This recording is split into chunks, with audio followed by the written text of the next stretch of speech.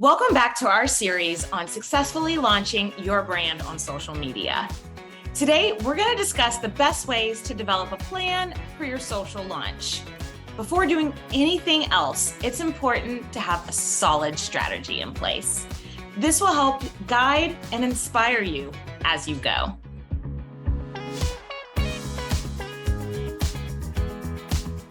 Let's start by discussing the first step of creating a strategy: how to find your audience. So, your brand is live. It is ready to go. You have products and services that you are ready to promote. So, how do you ensure that your message reaches your target audience?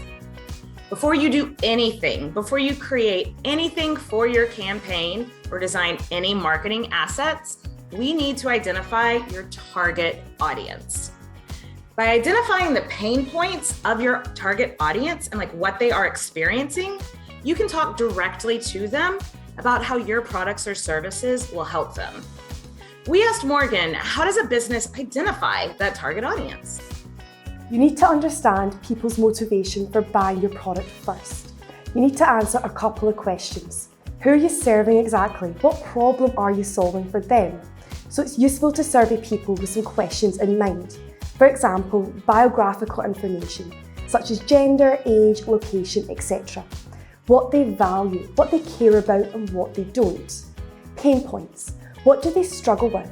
This is important because it's about what we can do to make it easier for them. What their interests are. Where do they find their information? Who do they trust? And their blockers. What are their main blockers to purchasing your service product? Once you have these insights, you collate them into a persona document that represents your ideal client. You can then target your social messaging towards that person. So, it is essential that you identify exactly who your target market is so that you can target your messaging successfully.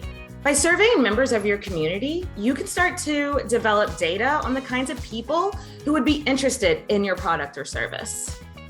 All right. Today, we're going to set up a campaign for a hypothetical company called Home & Co. They're a homeware and lifestyle business. So their business model is to supply stylish and affordable furniture and homewares for people that might be on a budget. So we asked Morgan, how do you find out more about people interested in your product? How would we reach out to them to interview them so that we can build the data that we need to identify the perfect client for our business, Home & Co? One of the easiest ways to get things started is by engaging with your social community. For example, you could ask them to take part in a survey, and in return, they get 20% off voucher for your business. The survey will include questions to identify demographics, as I mentioned earlier, but you should also include questions personal to your brand. So you may add, what social platforms do you use? What is your favourite social media account? Pain points when buying homewares. Quality and price. Are you looking for price over quality or vice versa? You can also use social analytic tools to gain insights into your community. Every social platform has these, but make sure you're on a business account so you can access it. It will show you the demographics and many other useful insights. Once you have the interview and analytics data, you examine it to find common and repeating themes. You then collate the most common themes into a fictional person, called a persona or a client avatar. This persona represents your ideal client. And you may find you have more than one type of ideal client, and that's okay. That means you have more than one potential revenue stream, but your marketing has to speak to one of these personas at a time. Okay, so you find people to survey through your socials or community.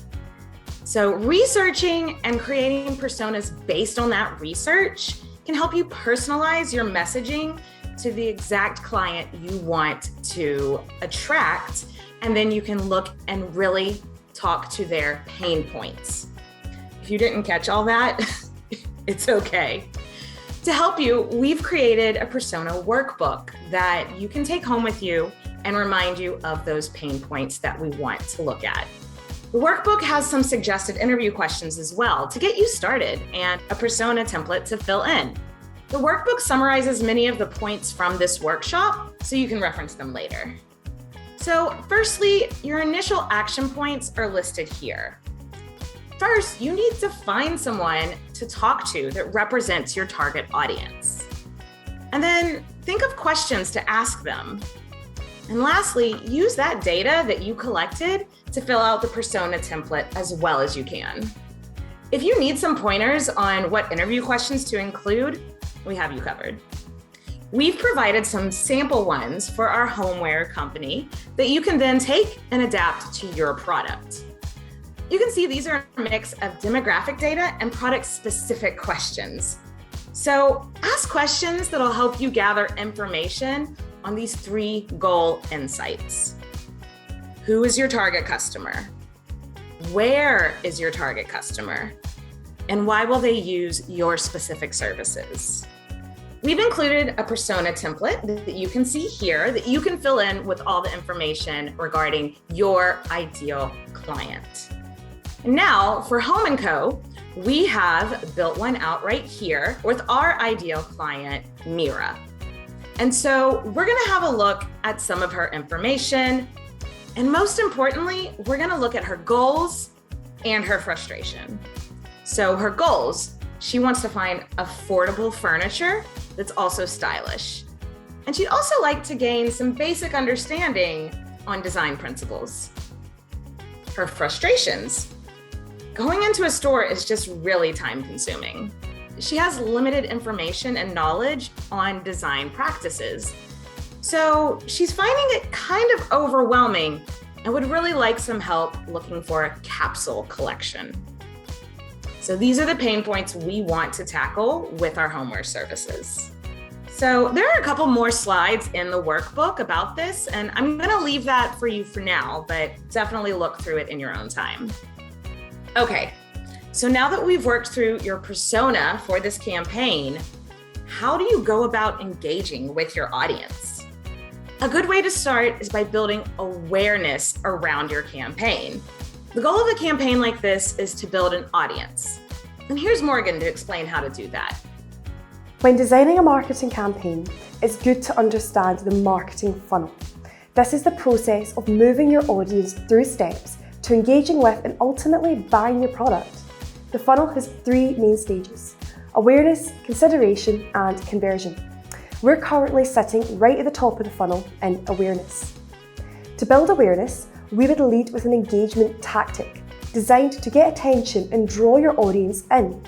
Running a competition would be a strong choice for an awareness campaign, as they are a great way of getting your brand known by providing a simple incentive to interact with us.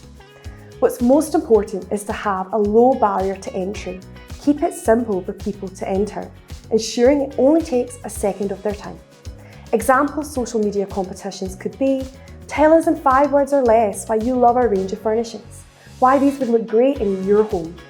Or comment and win is another popular style of competition. This gives more reach. Friends of friends will see the post organically. Or share this competition post in your stories for more entries. Social platforms have great articles on what type of competitions you can and can't host, so make sure you check them out. As people enter the competition, you build your audience following. Morgan mentioned the marketing funnel, and this is what it looks like visually. So you see that your awareness campaign sits right at the top of the funnel. And the idea is to move people down to the bottom of the funnel to where they're actually buying your product or service. So your audience has different needs at each stage in the funnel. And right now, we're talking only about the needs relevant to getting them into the funnel, raising awareness. Okay, that wraps up episode 2, but we're just getting started. You can find the link to that workbook in the video description below. Next episode, we'll be discussing how to choose the right platform for your audience, so don't miss out. Hit the subscribe button to make sure you never miss an episode and always get notified. See you next time.